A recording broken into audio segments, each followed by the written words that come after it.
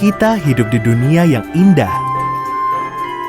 Lihat saja benda-benda menakjubkan yang ada di sekelilingmu.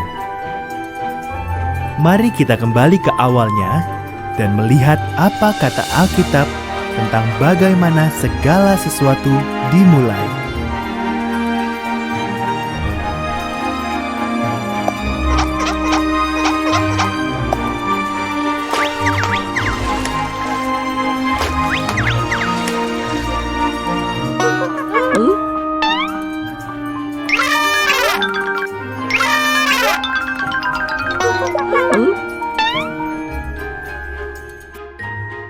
Pada mulanya, Tuhan menjadikan langit dan bumi. Tuhan melintasi kegelapan dan berkata, "Jadilah terang." Ia menyebut terang itu siang dan kegelapan itu malam. Hari pertama selesai.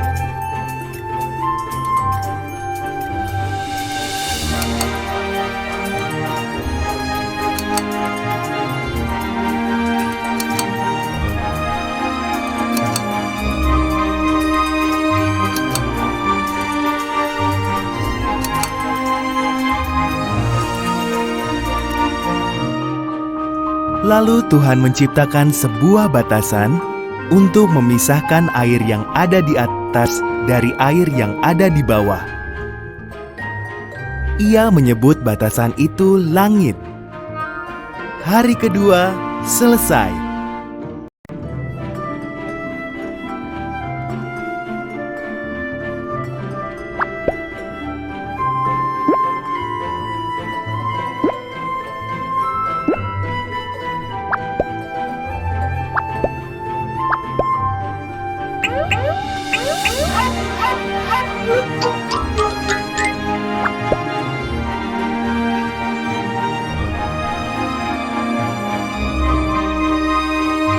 Tuhan mengumpulkan semua air dan muncullah tanah kering.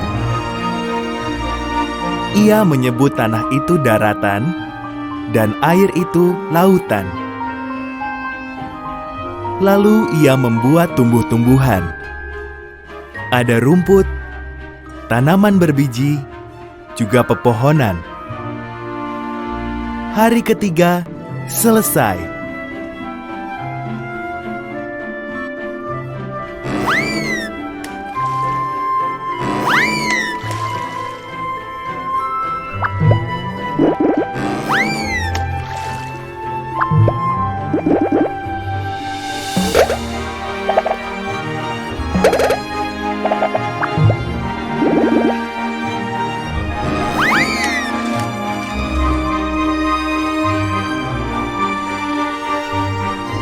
Kemudian Tuhan menciptakan penerang di langit.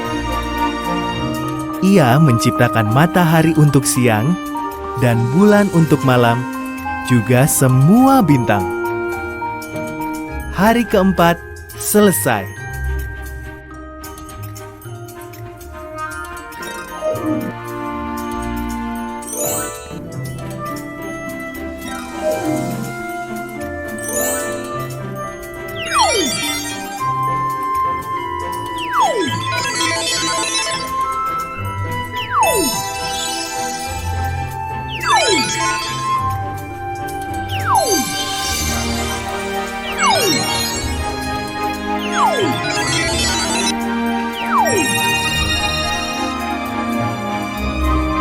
Tuhan menciptakan ikan untuk berenang di air dan burung untuk terbang di udara.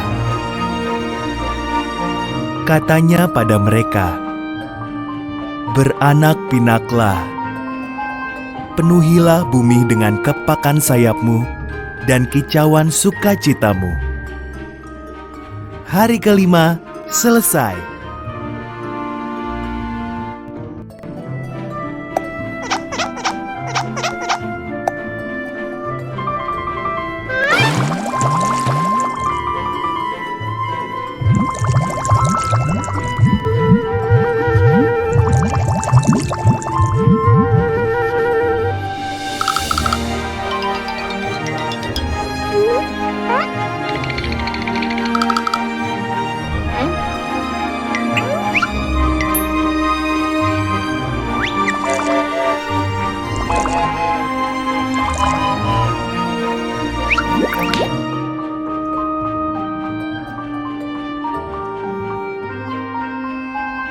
Lalu Tuhan menciptakan binatang. Ia menciptakan ternak, hewan liar, dan binatang melata di tanah. Tinggal satu lagi yang harus kuciptakan, kata Tuhan. Inilah yang paling istimewa dari semuanya.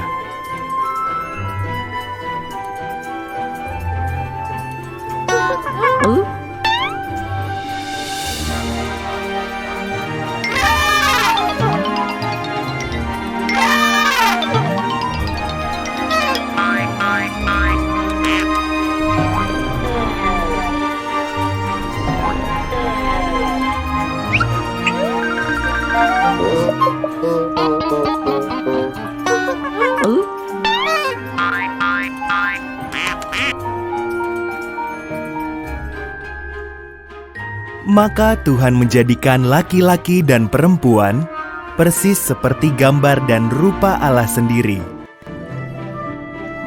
Beranak cuculah, katanya. Kuasailah dunia ini. Peliharalah semua ikan, burung, dan hewan. Hari ke-6 selesai.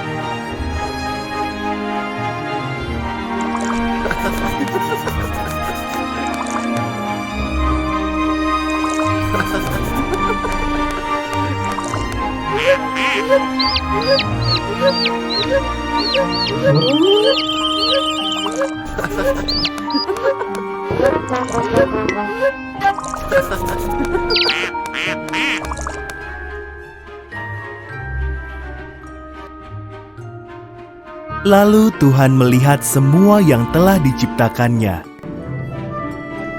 Bagus sekali, katanya. Maka pada hari ke-7 ia beristirahat dan menjadikan hari itu hari yang khusus. Hari ke-7 selesai.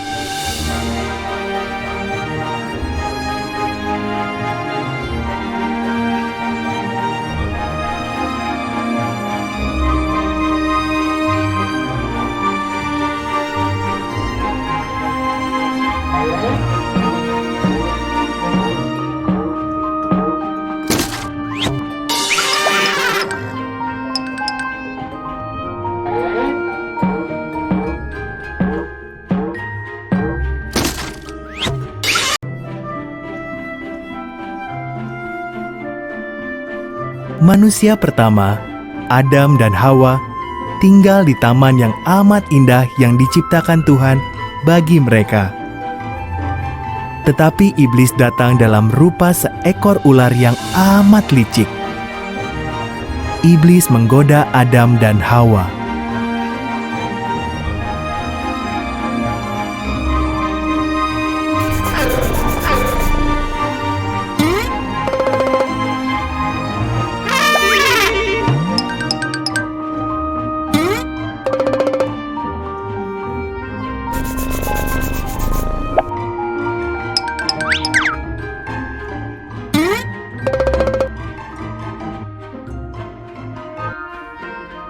Bukankah Tuhan berkata, kalian tak boleh makan buah dari pohon-pohon ini? Tanya ular pada Hawa. Tidak, hanya buah dari pohon yang di tengah itu, jawab Hawa. Kalau makan buah itu, kami akan mati.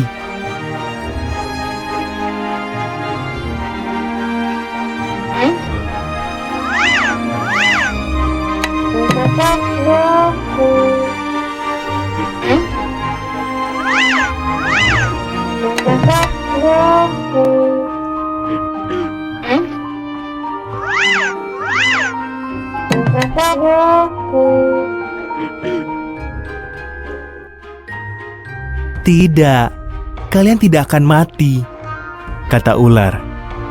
Ada alasan kenapa Tuhan tidak mau kalian makan buah pohon itu. Kalau makan, kalian akan jadi seperti Tuhan. Kalian akan tahu semua yang diketahui Tuhan.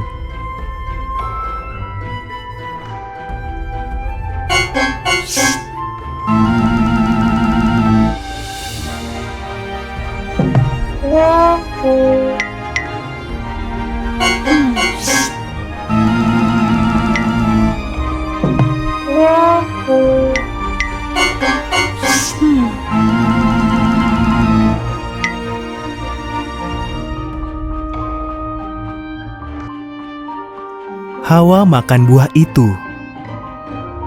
Ia memberi sepotong kepada Adam yang ada di dekatnya. Adam memakannya.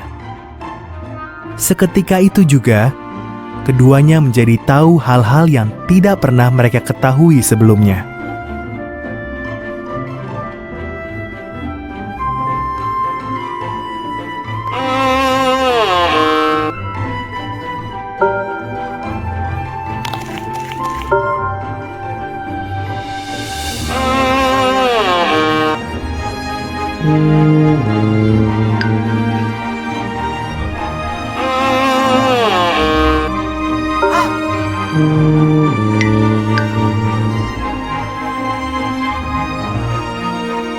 Salah satunya, sekarang mereka tahu mereka telanjang.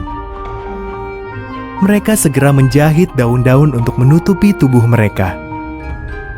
Ini aneh, karena dulunya mereka tidak pernah merasa takut ataupun malu.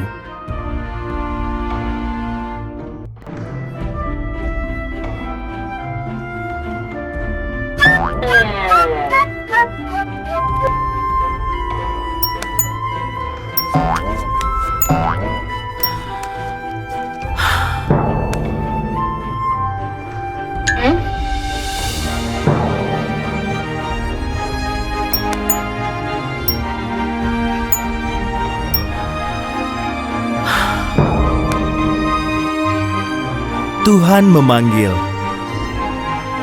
"Adam, Hawa, kami bersembunyi sebab kami telanjang," kata Adam. "Kalian tahu kalian telanjang karena kalian makan buah itu."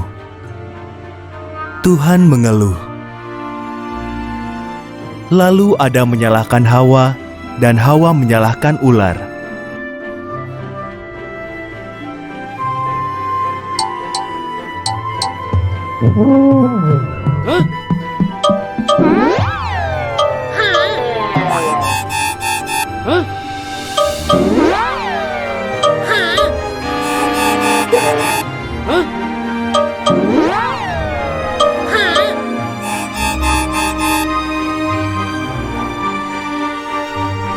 Tuhan berkata, "Ular, kau akan hidup menjalar dengan perutmu.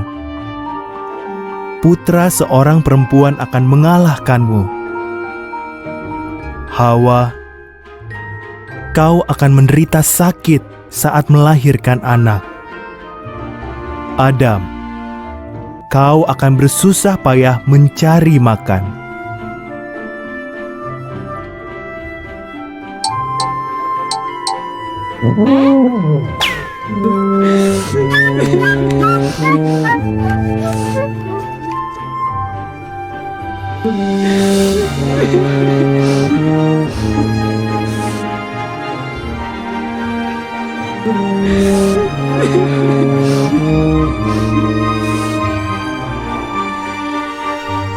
Lalu Tuhan membuat pakaian bagi Adam dan Hawa, kemudian mengusir mereka dari taman itu.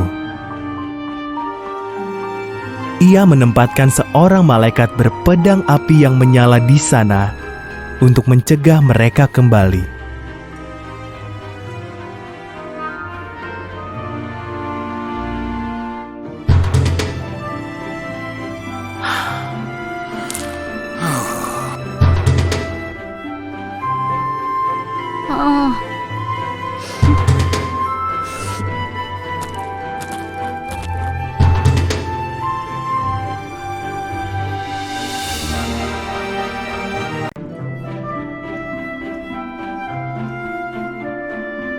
Bumi dipenuhi manusia, namun mereka begitu berdosa sehingga Tuhan menyesal telah menciptakan mereka. Tuhan memutuskan untuk mendatangkan air bah agar menyapu bersih semua orang jahat dari muka bumi.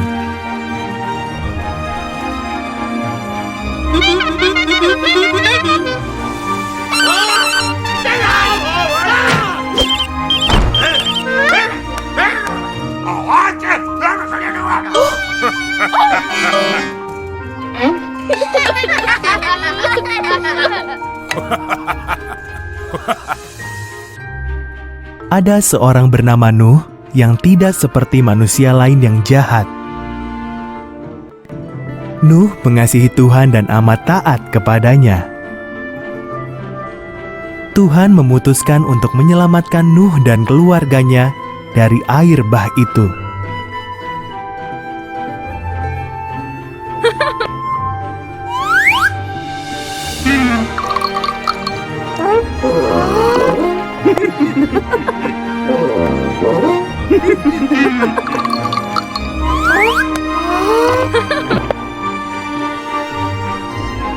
Tuhan memperingatkan Nuh bahwa air bah akan datang.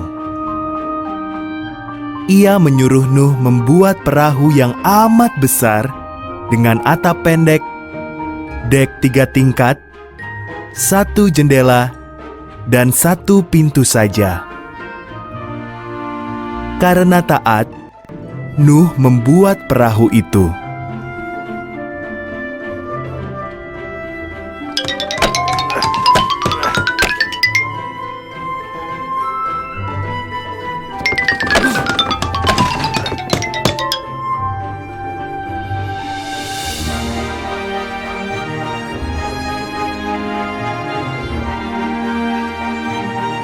Lalu Tuhan menyuruh Nuh mengumpulkan segala jenis binatang, masing-masing 2 ekor. 1 jantan, 1 lagi betina. Nuh, keluarganya, dan hewan-hewan itu berbaris memasuki perahu. Dan Tuhan menutup pintu perahu itu.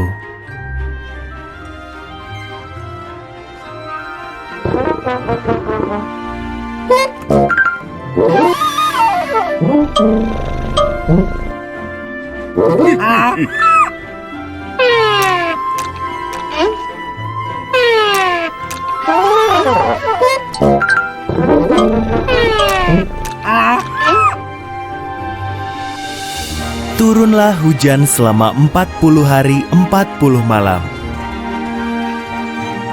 Air tercurah dari langit, juga meluap dari semua samudra dan danau. Gunung paling tinggi pun terendam oleh banjir yang dahsyat itu.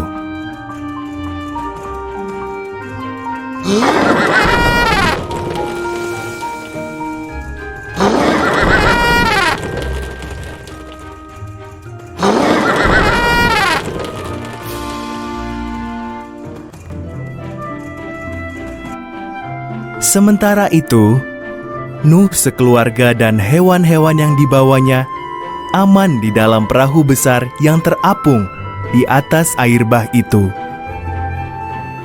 Tak sedetik pun Tuhan melupakan Nuh.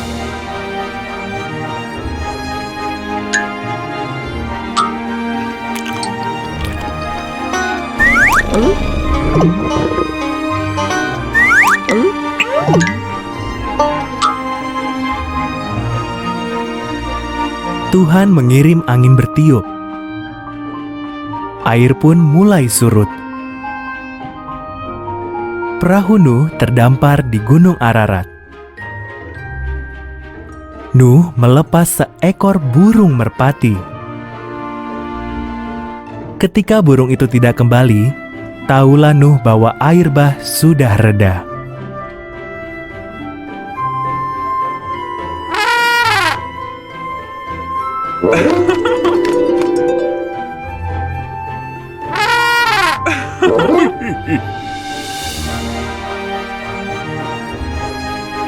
Setelah semua tanah kering, Tuhan menyuruh mereka keluar dari perahu.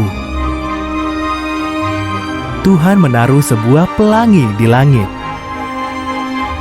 Inilah janji Tuhan bahwa Ia tak akan pernah lagi menggenangi bumi dengan banjir besar.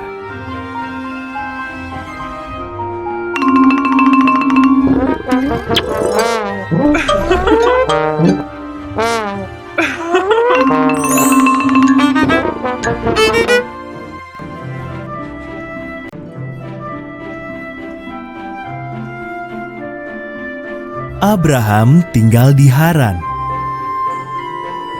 Tuhan berfirman, "Abraham, Aku ingin kau meninggalkan Haran dan pergi ke negeri lain." Tuhan tidak memberitahu Abraham kemana ia harus pergi. "Percayalah kepadaku," kata Tuhan.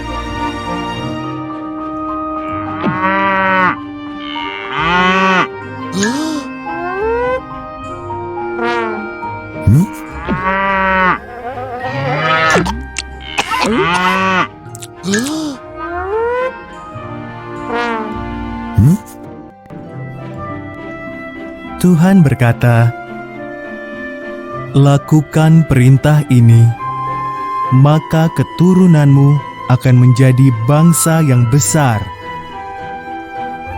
"Mana mungkin," pikir Abraham, sebab Sarah istrinya sudah terlalu tua untuk beranak. "Percayalah kepadaku," kata Tuhan.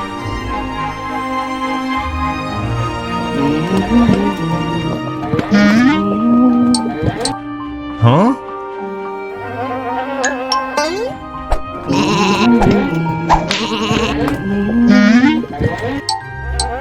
Hah?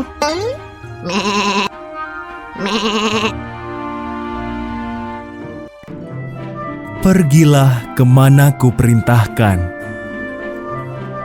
kata Tuhan. "Maka keturunanmu akan menjadi lebih banyak daripada jumlah bintang di langit. Keturunanmu akan menjadi berkat bagi seluruh dunia. Percayalah kepadaku."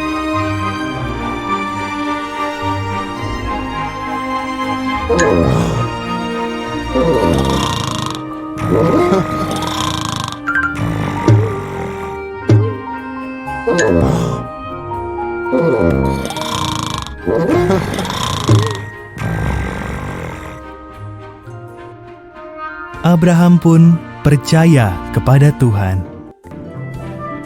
Dibawanya Sarah, keponakannya yang bernama Lot, dan semua harta benda milik mereka.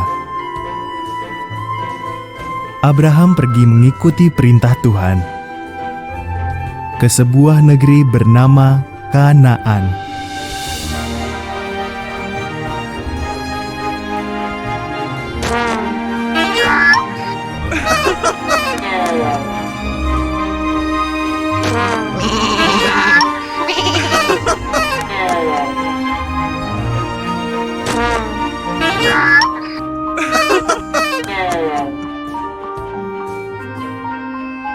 Setibanya di sana, Abraham berkemah di Syichem.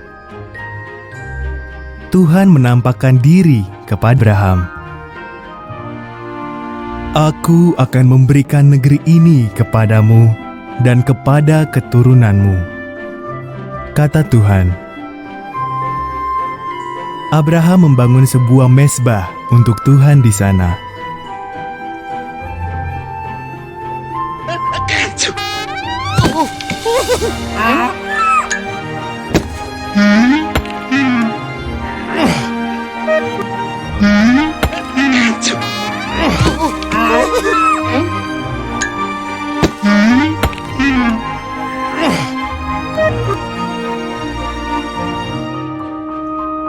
Abraham mengelilingi negeri perjanjian Tuhan itu. Betapa senang hatinya telah mempercayai Tuhan. Maka dibangunnya sebuah mezbah lagi untuk mengucap syukur kepada Tuhan atas semua janjinya.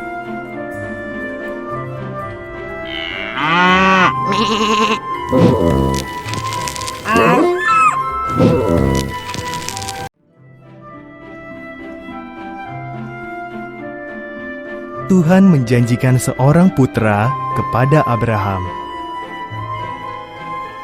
Dari putra itu akan lahir banyak sekali keturunan yang akan memberkati seluruh dunia.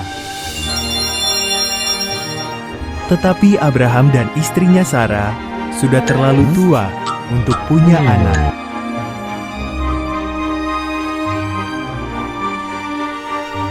20 tahun berlalu. Abraham tetap percaya akan janji Tuhan. Ketika usia Abraham 100 tahun dan Sarah 90 tahun, Tuhan mengingatkan mereka akan janjinya. Sarah akan punya anak.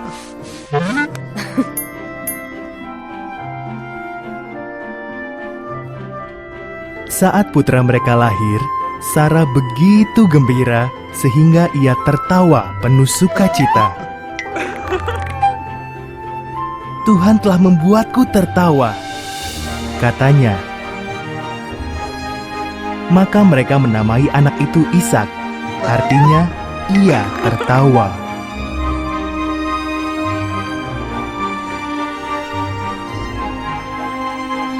Ketika Ishak masih kecil, Tuhan menguji Abraham. Ishak harus dibawa naik ke Gunung Moria, dan Abraham harus membunuhnya sebagai korban bagi Tuhan. Abraham amat bingung, namun tetap percaya kepada Tuhan.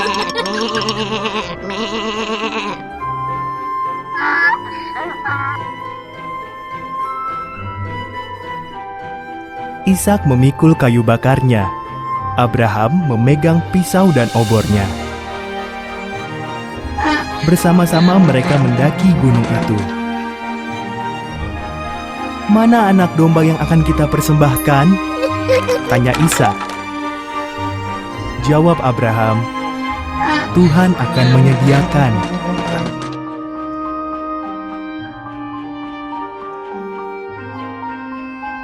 Abraham menata kayu di atas mezbah, mulai mengikat Ishak dan membaringkannya di atas tumpukan kayu itu. Tangannya mengangkat pisau tajam untuk membunuh Ishak. Tiba-tiba seorang malaikat berseru, "Abraham!"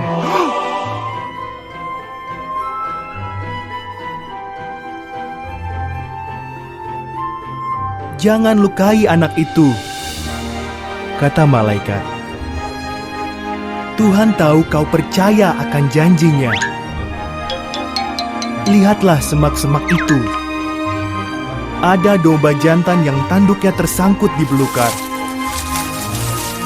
Korbankan domba itu sebagai ganti putramu."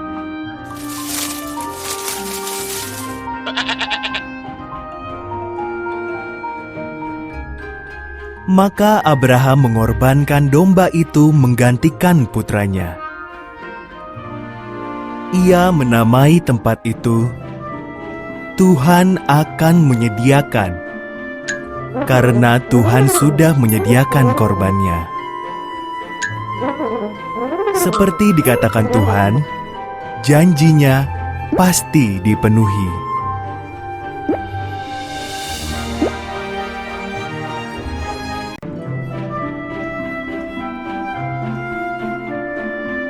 Yakub punya 12 anak laki-laki, tapi ia paling menyayangi anaknya yang bernama Yusuf. Yakub menghadiahi Yusuf jubah cerah warna-warni yang indah sekali. Saudara-saudara Yusuf iri padanya. Mereka membenci Yusuf.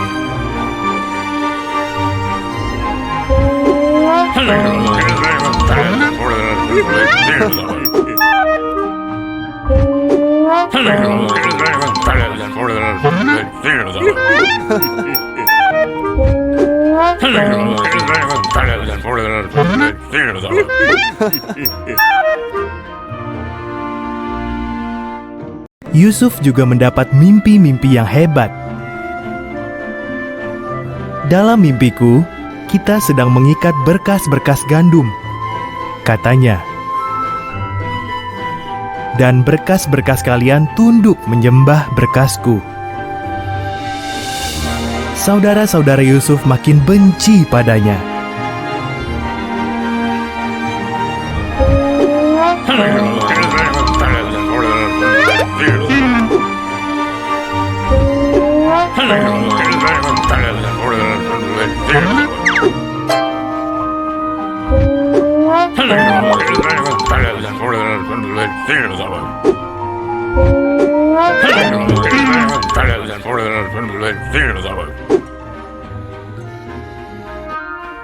Yusuf bermimpi lagi. Matahari, bulan, dan 11 bintang sujud menyembah padaku. Tentu saja ayah dan semua saudaranya menggerutu kesal. Maksudmu, kau akan menjadi raja kami?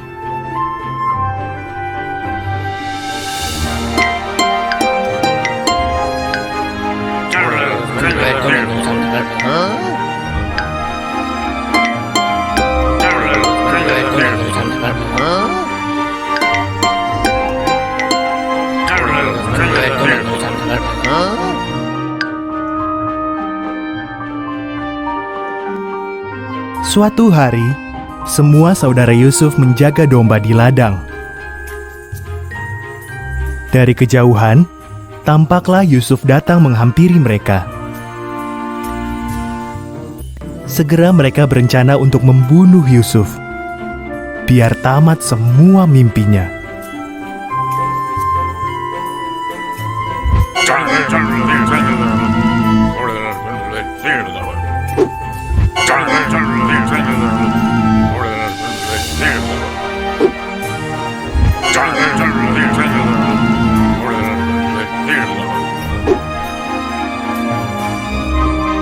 Ruben sang kakak berkata,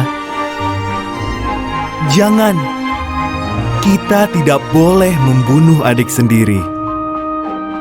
Lemparkan saja ke dalam sumur kering ini." Mereka mengoyakkan jubah istimewa Yusuf dan melempar dia ke dalam sumur itu.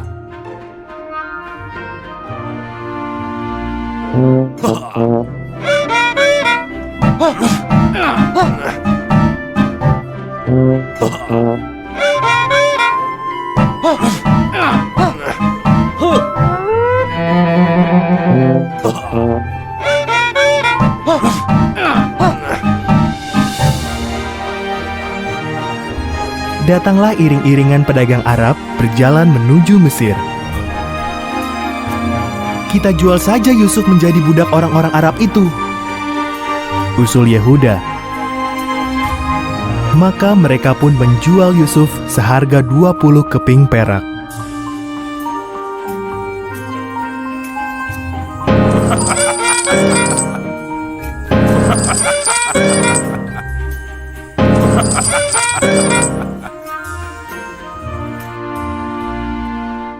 Jubah Yusuf dicelupkan ke darah kambing oleh kakak-kakaknya dan ditunjukkan kepada Yakub.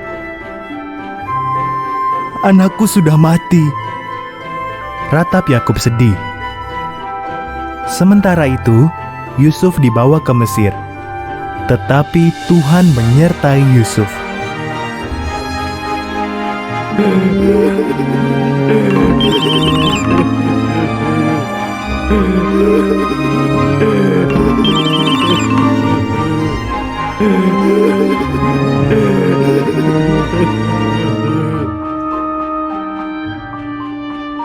Di Mesir, para pedagang Arab menjual Yusuf kepada Potifar, salah seorang panglima pengawal Firaun. Tuhan memberkati Yusuf dan membuatnya selalu berhasil.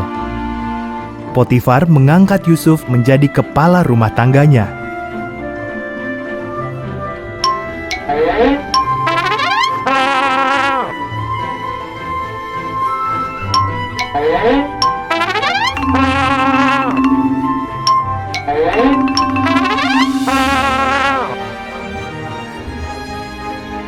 Yusuf melayani Potifar dengan baik. Istri Potifar merayu Yusuf agar berdosa terhadap Tuhan. Yusuf menolak. Jadi istri Potifar memfitnahnya.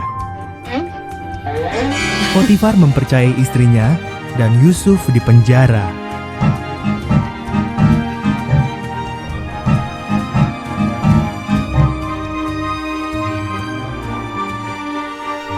Di penjara, Yusuf berjumpa dua orang hamba Firaun.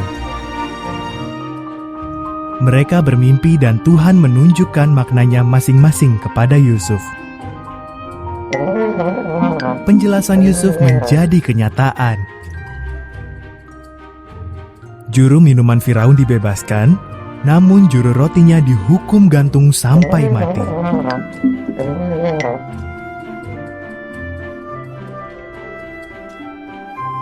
2 tahun kemudian, Firaun mendapat 2 mimpi yang amat meresahkan. Juru minuman itu ingat semua bantuan Yusuf dan bercerita kepada Firaun. Firaun pun memanggil Yusuf dan menceritakan mimpi-mimpinya. Tuhan menunjukkan arti mimpi Firaun kepada Yusuf. Selama 7 tahun, makanan akan berlimpah ruah, kata Yusuf. Jadi simpanlah makanan, sebab sesudah itu akan datang 7 tahun kelaparan hebat.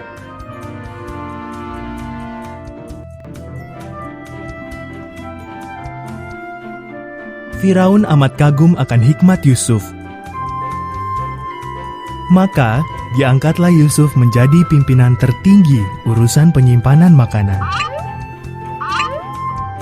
Selain Firaun, tidak ada orang di Mesir yang lebih berkuasa daripada Yusuf.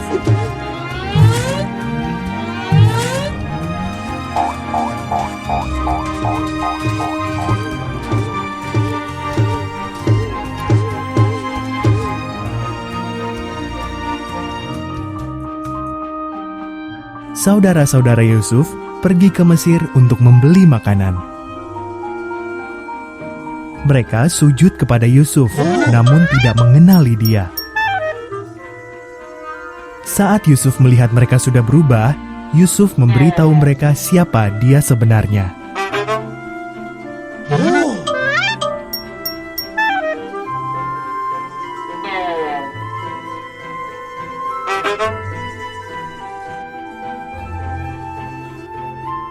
Saudara-saudaranya ketakutan. "Kalian ingin mencelakakan aku," kata Yusuf. "Tapi Tuhan memakai itu demi kebaikan kita. Mari, bawalah seluruh keluarga kita ke Mesir. Di sini ada banyak sekali makanan."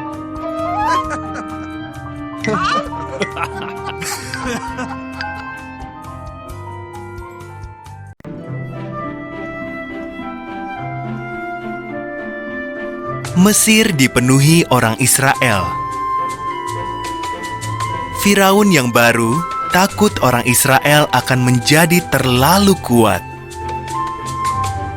Maka ia memperbudak mereka dengan sangat kejam.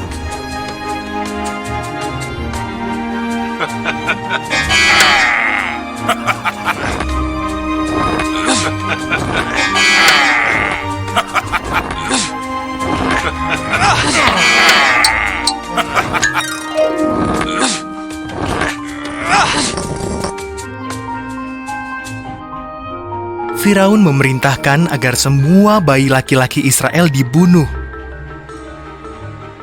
Seorang wanita menaruh bayinya dalam keranjang, lalu menyembunyikannya di tepi sungai. Kakak perempuan bayi itu mengawasinya.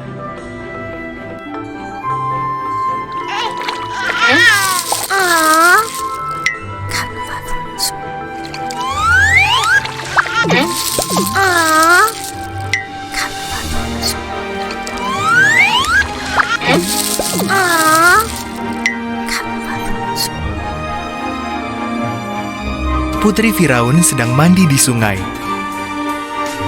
Ia menemukan bayi itu dan memutuskan untuk mengasuhnya.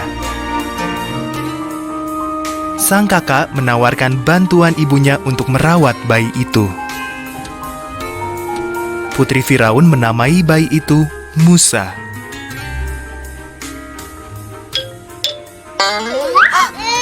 Musa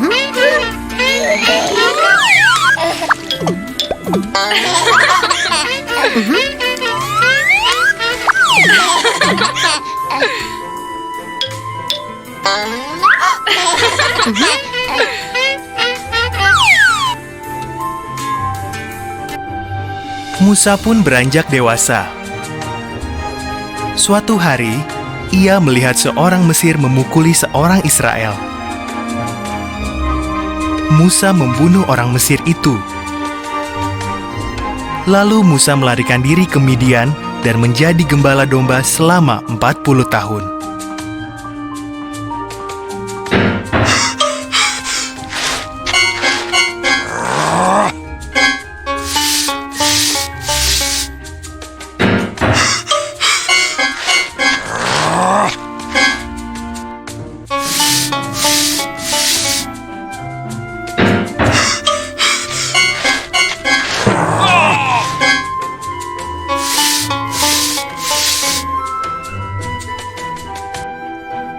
Musa sedang menjaga domba-dombanya di Gunung Horeb. Suara Tuhan terdengar berbicara dari semak belukar yang menyala. Musa, umatku sangat menderita.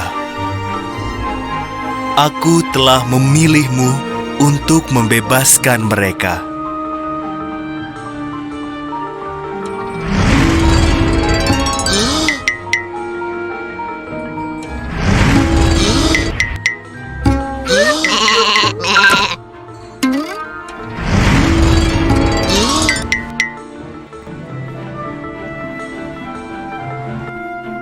Aku tidak bisa, seru Musa. Tuhan berjanji, aku akan membantumu. Lemparkan tongkatmu itu. Musa pun melemparnya. Tongkat itu berubah menjadi ular. Ketika diambil, ular itu kembali menjadi tongkat.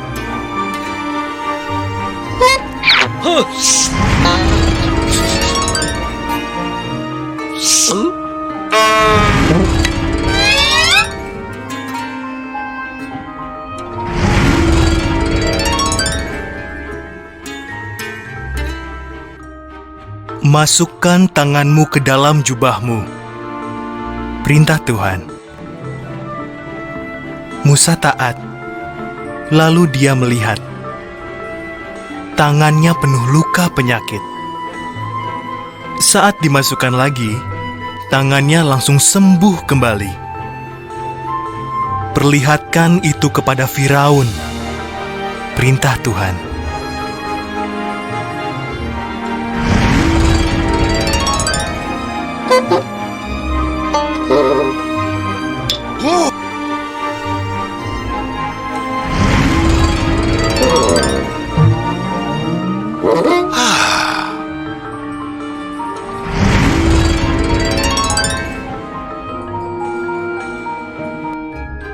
Aku tak pandai berbicara, kata Musa. Aku akan memberimu kata-kata, jawab Tuhan. Abangmu Harun bisa membantumu. Maka Musa pun menghadap Firaun untuk meminta orang-orang Israel dibebaskan.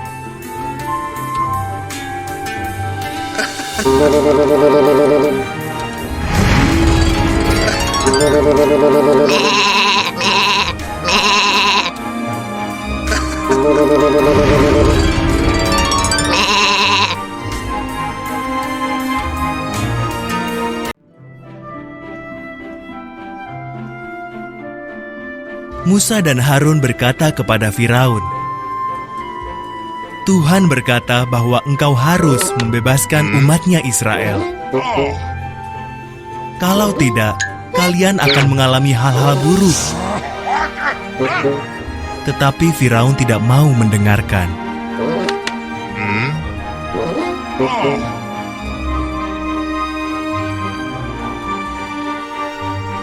Maka Tuhan mengubah semua air di Mesir menjadi darah.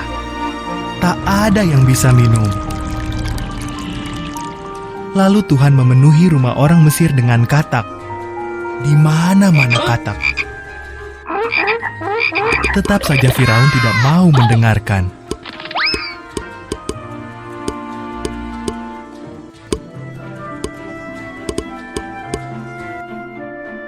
Tuhan memenuhi seluruh langit Mesir dengan nyamuk. Di mana-mana banyak nyamuk seperti debu.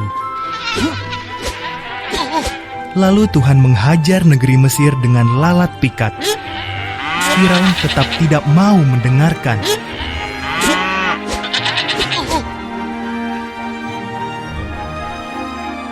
Maka Tuhan membunuh semua hewan di Mesir. Kuda, keledai, unta, domba, sapi dan kambing, semuanya mati. Lalu orang-orang Mesir dipenuhi borok di sekujur tubuhnya. Firaun tetap tidak mau mendengarkan.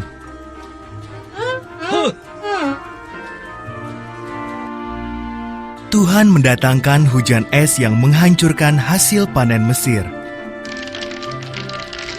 Hasil gandum dan kebun rami hancur lebur. Lalu ia mengirim belalang menghabisi semua buah-buahan. Firaun tetap tidak mau mendengarkan.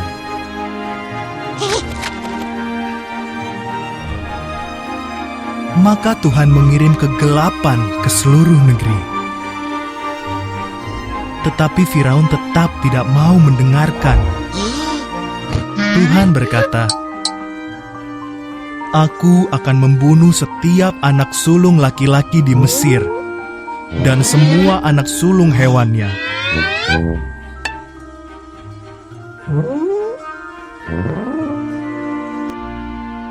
Umatku harus menyembelih seekor domba, memakannya, dan mengoleskan darahnya di ambang pintu rumah mereka. Aku akan melihat darah itu dan melewati rumah mereka.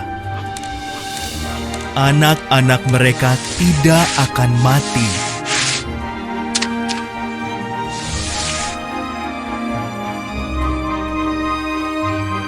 Sebutlah peristiwa ini Paskah, dan kalian harus selalu mengingatnya. Orang Israel taat, namun semua putra sulung di Mesir mati, juga putra Firaun. Akhirnya Firaun mendengarkan, dibebaskannya orang Israel.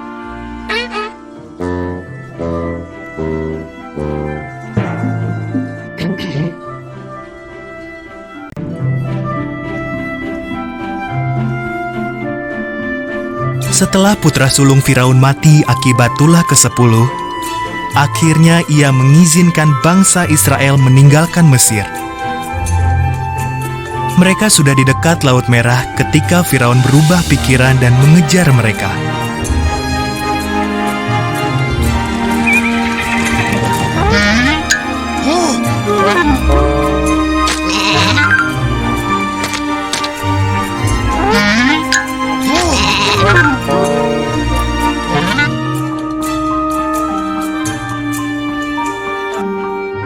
Ketika bangsa Israel melihat kereta-kereta perang Firaun, mereka amat ketakutan. Tetapi Tuhan menyuruh Musa mengangkat tongkatnya ke arah Laut Merah. Tuhan mengirim angin kencang dan laut terbelah.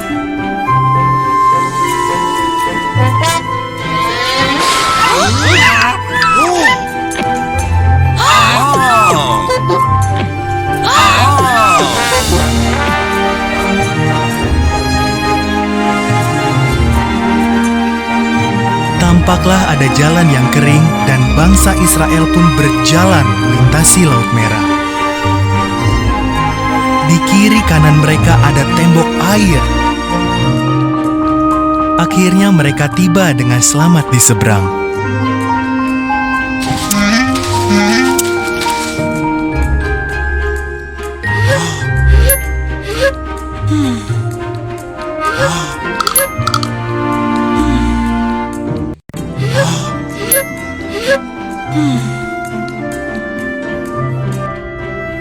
Firaun dan tentaranya mengikuti orang Israel masuk ke laut. Tuhan menyuruh Musa mengulurkan tangannya. Maka air laut pun bergulung-gulung kembali sehingga Firaun dan seluruh tentaranya tenggelam.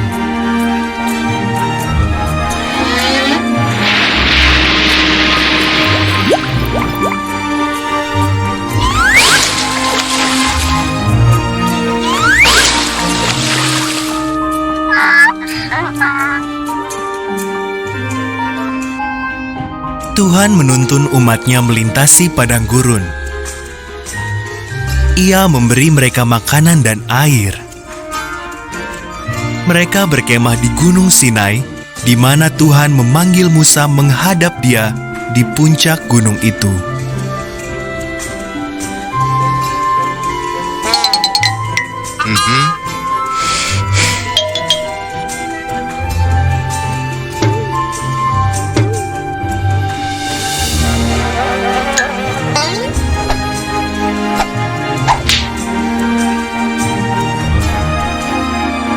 Dengan diselimuti api dan asap, Musa naik ke puncak gunung itu dan Tuhan turun menemuinya.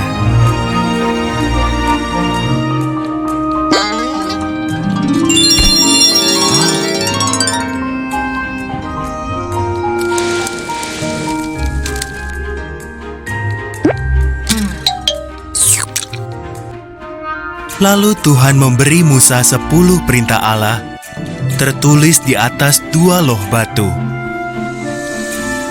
Jangan menyembah ilah-ilah lain. Jangan membuat berhala.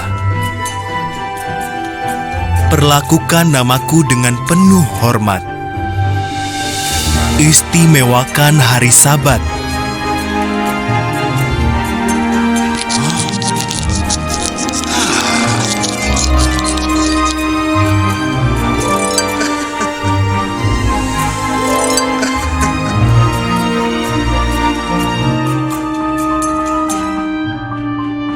Hormati orang tuamu. Jangan membunuh. Setialah pada suami atau istrimu. Jangan mencuri. Jangan berbohong. Jangan iri pada orang lain atau apa yang dimilikinya. Sekarang mereka tahu cara menaati Tuhan.